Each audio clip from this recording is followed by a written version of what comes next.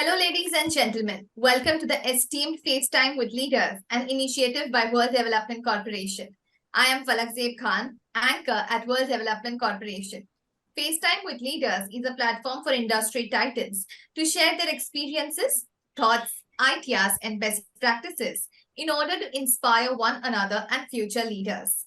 In a nutshell, we attempt to encapsulate the multi-decadal learnings acquired by these industry leaders. We also hope that by conducting these FaceTime with Leaders interviews, we can bring together a global community of eminent personalities. By bringing together such visionaries on one platform, we hope to play a part in inspiring the lives of other leaders.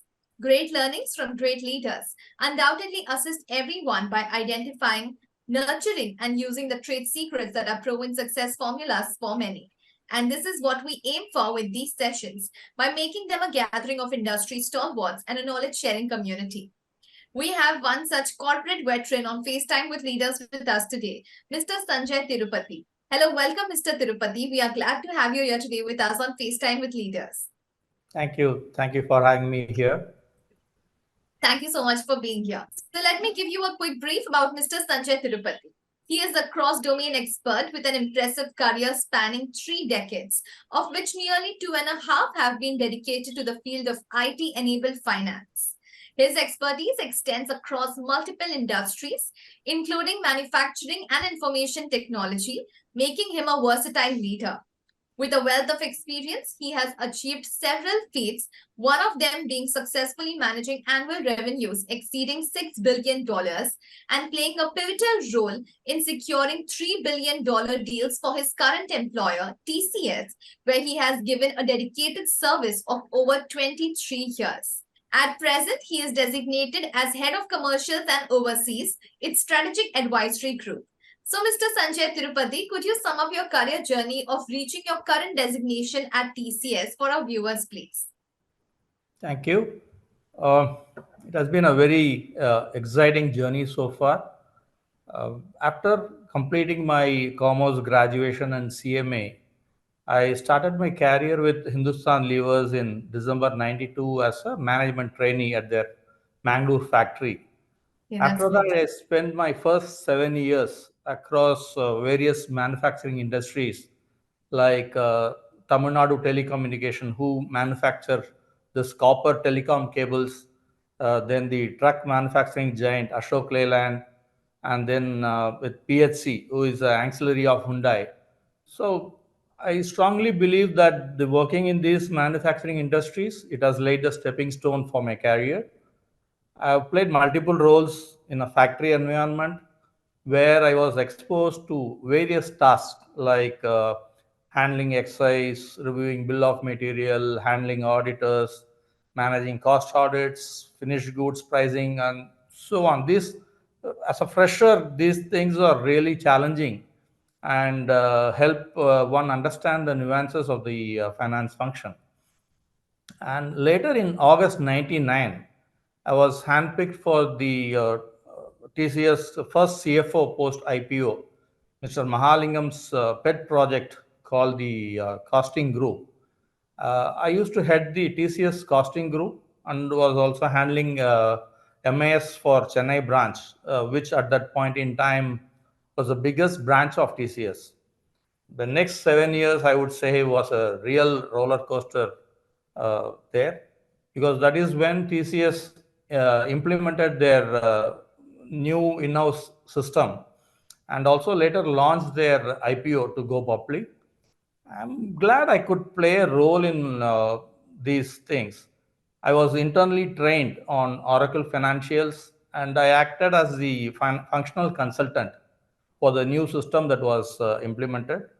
And then I was also involved in the IPO's roadshow preparations.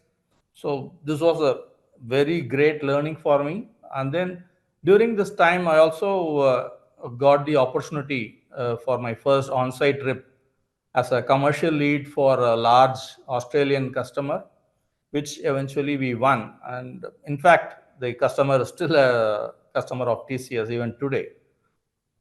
And later, I moved to US to support the financial planning of US geography. That is when I got the opportunity to work on my first $1 billion deal, which also happened to be TCS the first $1 billion deal that they signed. And then in 2008, TCS moved from a branch and geography based structure to a industry unit based structure. So from that time till like December 20, I was heading the business finance function for various business units.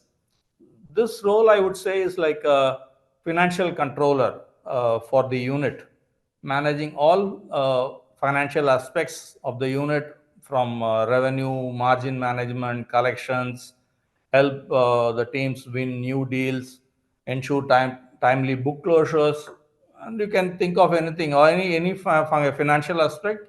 It's all taken care by this unit. So I used to head that. And during this time, of course, I got the opportunity to work on the other $2 billion deals, which I did. And almost every 3 years, the units, my portfolio value, the complexity, everything was constantly changing. So as part of this, I also got the opportunity to work in UK, handling major markets, UK and Europe.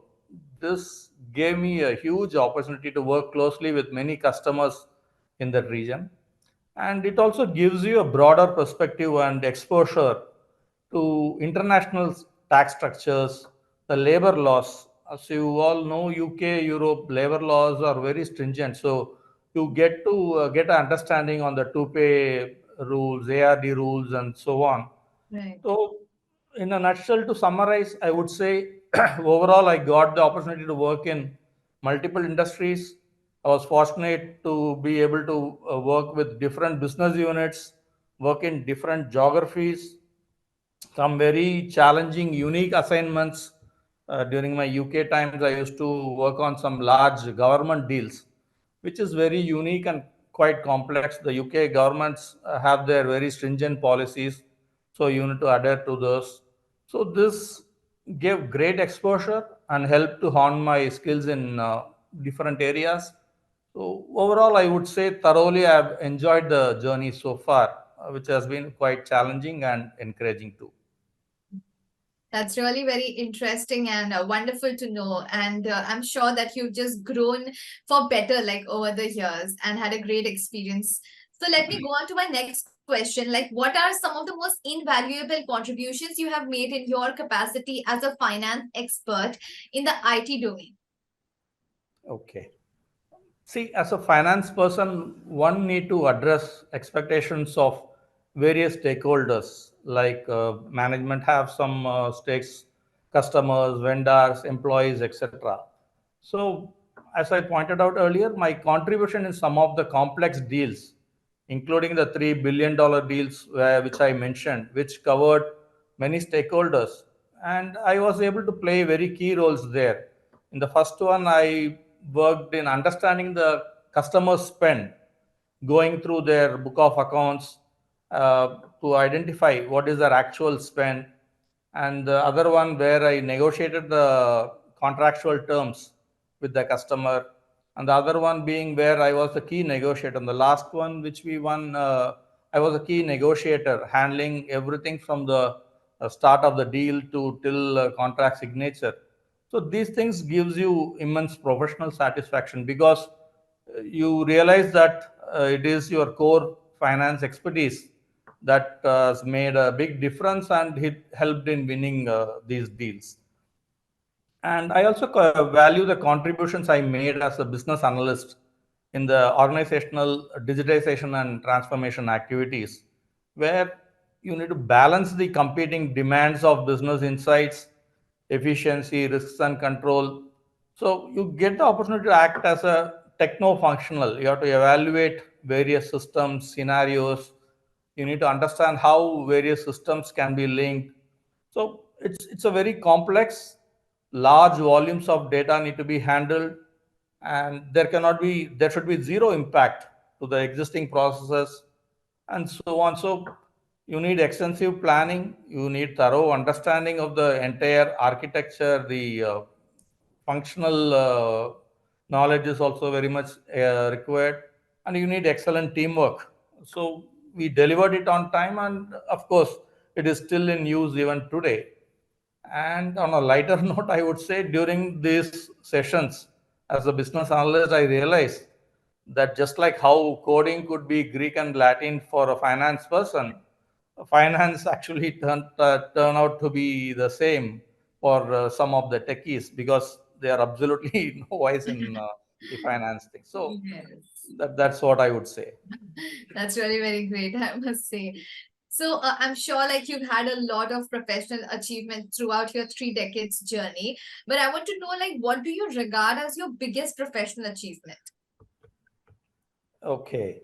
So I spoke about the business finance function where I joined in April '08.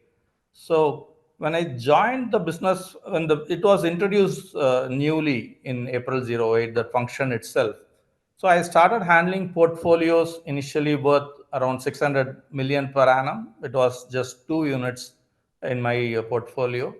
And within 10 years, the value of the portfolios that I was handling went up to 6 billion per annum. So that really shows the confidence everyone had in your professional expertise, which really elates you. And I can also think of three other occasions which I really feel proud of. First one is I got the opportunity to present the activity-based costing TCS success story. Initially, I mentioned that I joined Mr. Mahalingam's pet project of costing group. So it was activity-based costing that we are trying to do. So I got the opportunity to present that success story in a session taken by Gary Cookins of SAS Institute USA.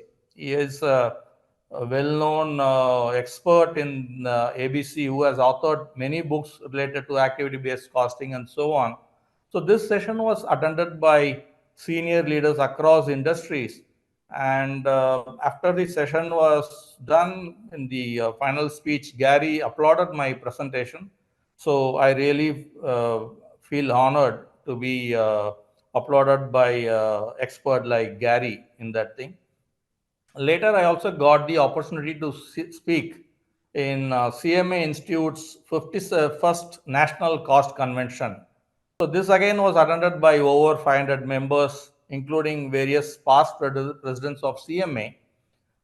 Here again, the presentation was well received. So when you present to a large number of professionals and when it is received well, that boosts your it elates your skills and you feel good about it. The other one I would say is very interesting, is very unique in a way. This is when I took a session on international business and management finance for MBA students from University of Virginia.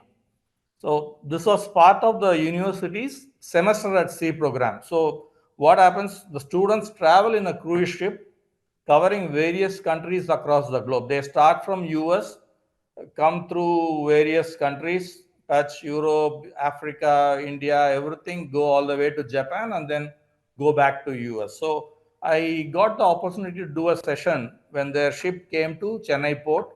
So I also got the opportunity to interact with the students. We had dinner with them there in the ship after the session was done. So got the opportunity to interact with students from different backgrounds, cultures, nationalities. So this is a very unique. You don't get such opportunities all the time. So this is very memorable, I would say.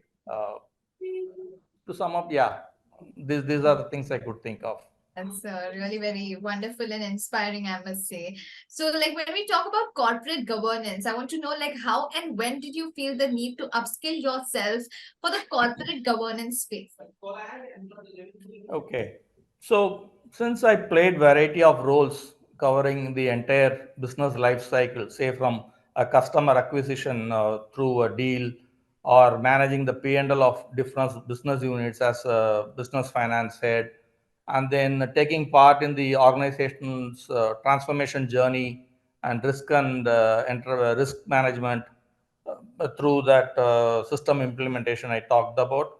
I was feeling confident that I've touched upon the various life cycles. So I should be confident. I was feeling confident to take over a governance role.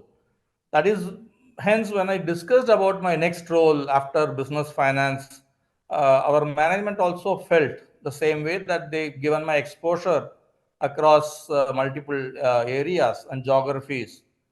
They felt that I will fit well in establishing the framework for the analytics based governance structure, I would say. And my next question is also on the same lines. Like, I would like to ask, as a corporate governance expert, what values do you bring to the table, especially given the exposure to corporate financial governance you have? Okay. Good one. See, the main objective of this financial governance group that I was heading was to provide single view of all financial risk to the management at one snapshot, and then establish a analytics based governance structure to ensure there is financial prudence, financial compliances are all met, and there is financial excellence. So, as part of this, we placed controls on financial data to ensure that the correct version of data is getting reported. And also, there is one version of truth reported at all levels, irrespective of whatever level, whatever the bottommost unit sees, the same data gets accumulated, and it's a similar view that the senior most management also sees. So, one version of truth, that is another thing that we want to achieve. So this will also improve the transparency in financial reporting by strengthening the risk and compliance management. And also we created controls, business rules to identify financially red projects. So instead of looking at individual parameters, we try to correlate multiple parameters, link them, and create algorithms to validate whether the project is doing fine, or is it already in red, or is it moving towards red. So you get early warnings, so the management is well prepared instead of suddenly being hit by a red project, resulting in huge financial losses, say through penalties, cost trends, etc. So that's the whole idea. So, when we talk about technology, as someone working closely with technology, what are some of the most remarkable changes you have seen in your field with changes in technology? And what changes do you expect to see with the advent of IoT, AI, ML, blockchain, big data, and Web 3.0? See, in today's rapidly evolving market, companies constantly seeks ways to gain and maintain a competitive advantage, and hence they turn to digital solutions. I've noticed this in multiple customer interactions and various proposals that we get. Also, I have noticed this. So likewise, coming back to my field, which is on the finance side, in finance too, a world flooded with big data, the traditional approach to financial reporting and relying on manual workflows and processes is no longer sufficient.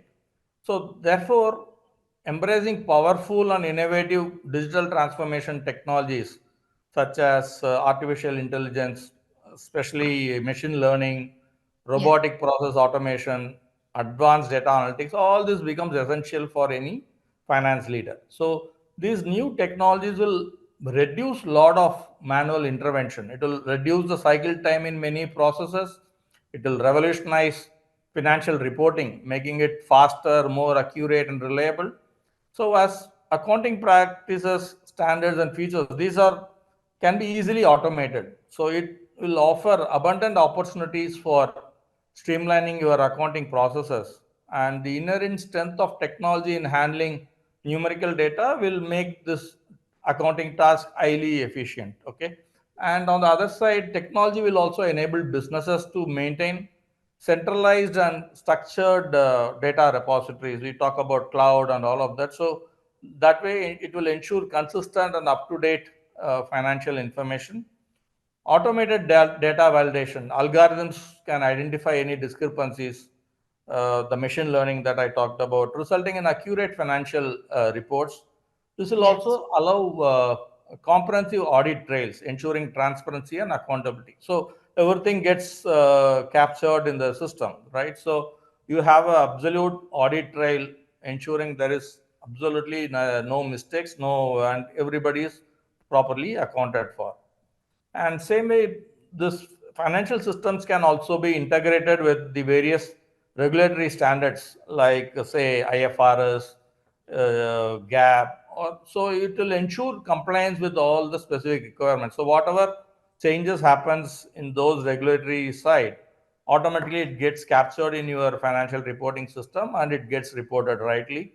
So organizations can ensure their financial statements are consistently streamlined. So the next future in this area could be cloud-based solutions, Yes. where people start offering financial services as a service, financial processes as a service. Mm. You talk about SaaS, PaaS models like that. That could be the future.